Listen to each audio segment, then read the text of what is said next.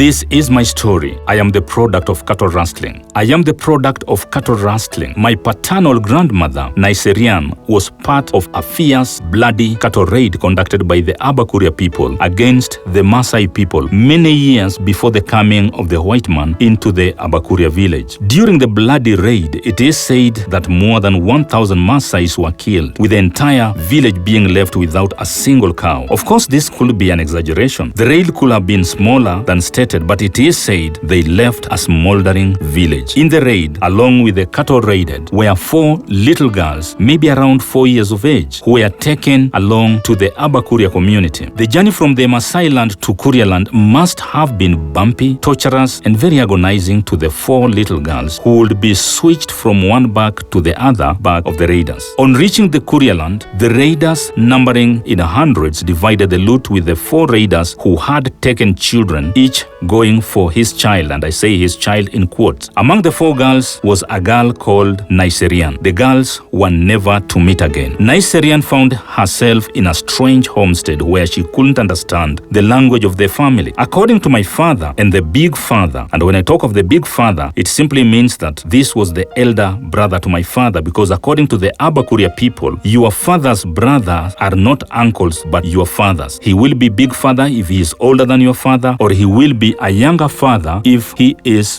younger than your father. Neran found herself in a strange homestead where she couldn't understand the language of the family. According to my father and the big father, and in this case I'm talking about the big father, that was the elder brother to my father, Neran found herself in a strange homestead where she couldn't understand the language of the family. According to my father and the big father, and I put into bracket that big father because according to the Abakuria people, your father's brother was not your uncle but your father, being either small father if he is younger than your father, or big father if he is older than your father. Their mother had her name changed from Neran to Nyangi Chacha, a name that she only accepted after numerous beatings. She narrated to her sons how on several occasions she had attempted to flee back to her people but would be caught up with until she lost hope of fleeing. Neran grew up to become one of the most beautiful girls in the village, and she would later tell her sons that so many suitors did visit her homestead, such that she had a big problem choosing who would be her husband, until her foster father, now of course her father, chose a young man for her, and the young man was Chacha Moke. Chacha Moke paid a handsome bride price of 64 heads of cattle. The raider who had earned from the loot of cattle was later to earn an additional of 64 more animals from the girl who had been taken several years back.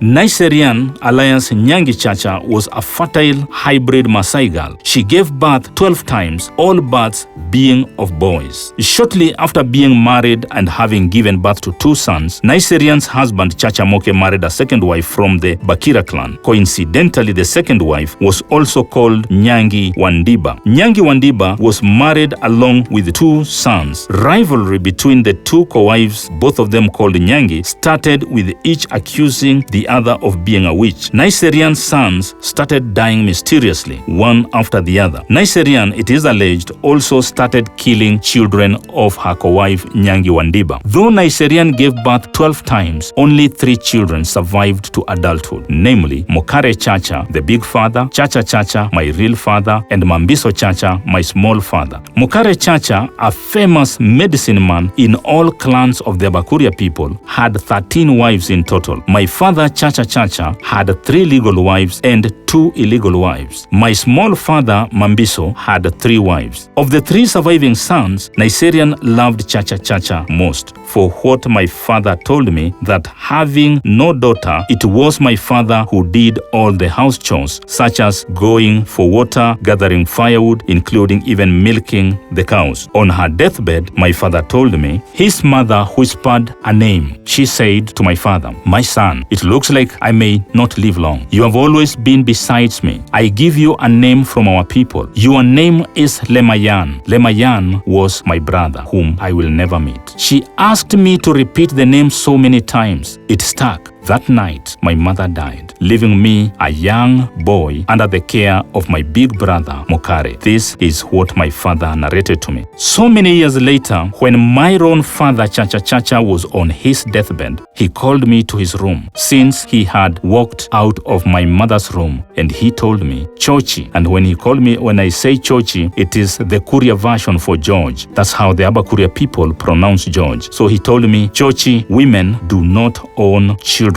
They just have no children. It's the fathers who do. Soon, looks like I will be gone. All my children must remain as one. You have no stepbrother, neither a stepsister. You are all mine. Love each other and be one. My mother, whose story you know very well, gave me the name Lemaiyan. Pass on that name, my son. 1 week later, in February 1995, the last son of Neran passed on, leaving behind uncountable descendants and many generations to count under that simple Maasai girl who was kidnapped so many years ago, all of them under the tree of Neran. As I look yonder, the distant Maasai plain from where I have the source, I cannot help feeling the generational trauma, a feeling that there is a part of me that craves for identity. Who am I really? With nostalgia, I remember several conversations with my father about his mother, Neran, and how sad she often would be whenever talking about the war between the Maasai and the Abakuria people. As I stare into the Maasai plain, I can't help wondering who I really am. Every moment I see a Maasai clad in a shuka, with a sword, with a mace or a rungu, I find myself shedding tears, loving them even more, feeling them inside me. I have witnessed several conflicts between the Maasai and the Abakuria people. On whose side should I fight, since I belong to both? One cold morning in the year 2014, 5 cattle raiders were killed in my village of Igena Itambe in Bwirege West. I was attracted by one particular slain cattle rustler. On his wrist was a beautiful beaded strap. On examining the name on the wristband, it read Ole Lemaiyan. I shed tears as I took both his hands, which were sprawled out, and placed them on his chest to sleep decently. I don't know why I did that. Generational trauma is real. May the government one day end such painful, traumatic violence that is rained on vulnerable children and families through cattle raids, leaving broken dreams and serious mental health. I still can feel the generational trauma and experience more than 150 years later.